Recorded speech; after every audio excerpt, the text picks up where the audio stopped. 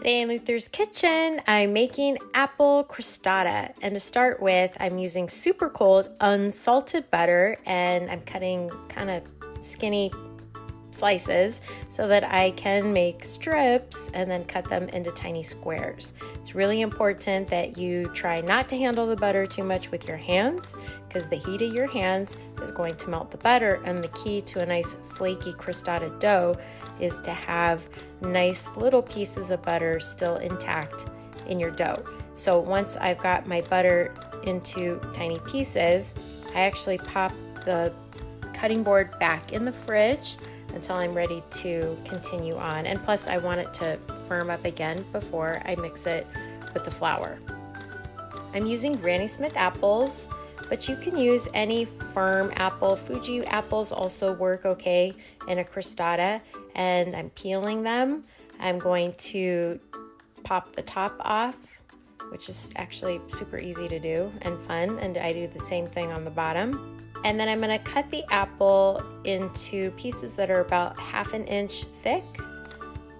Once the apples are cut, you want to add lemon juice, which helps stop the oxidization process. You don't want to have brown apples in your crostata. I'm using about 1/4 cup of granulated sugar, followed by some cinnamon. You could use pumpkin pie spice, that would be nice.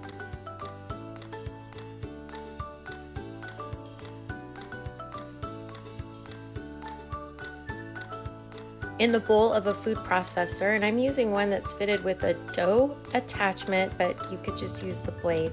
I'm adding some all-purpose flour, a little sugar, and some kosher salt. I'm gonna give all that a whirl just so that the dry ingredients are incorporated.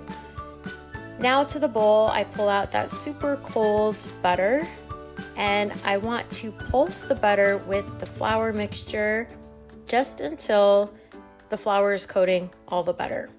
And they always say it needs to be the size of peas, like green peas. So be careful not to let the mixer over mix, because it's creating heat and you're gonna melt your butter. At this point, I'm using ice cold water. You can see the ice there. And my recipe calls for 1/4 cup of water, but you may not need the full 1/4 cup. So I always try to do 3 tablespoons first, and then pulse. Keep the machine rolling for a bit. If it doesn't come together within about 12 to 15 seconds, then I add the last tablespoon of water.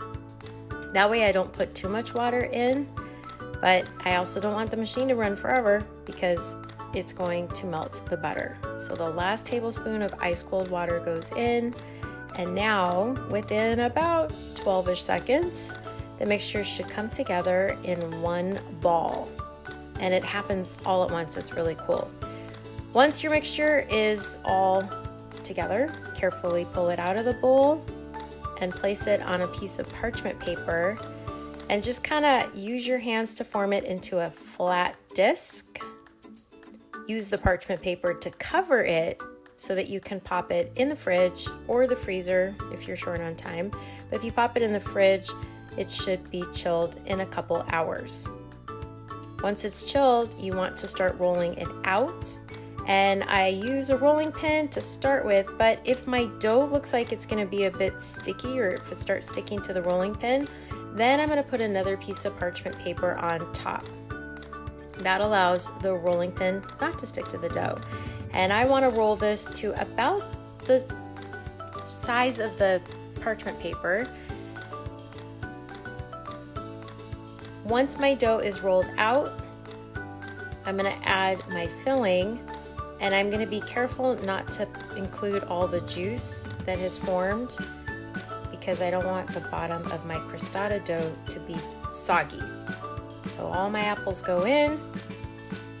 Then I use the paper to help me put the dough around the fruit.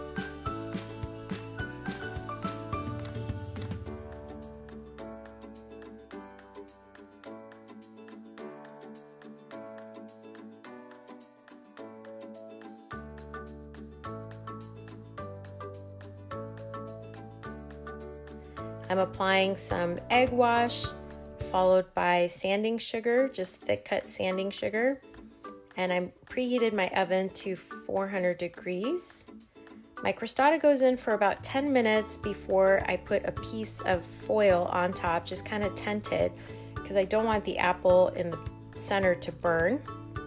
After about 20-ish minutes, I remove the foil and I let it bake for another 10 to 15 minutes until most of it is golden brown. Once your crostata is out of the oven, let it cool. You want to redistribute all those juices and eat. With some ice cream or whipped cream, it's amazing. For this recipe and more, visit myclasscancook.com.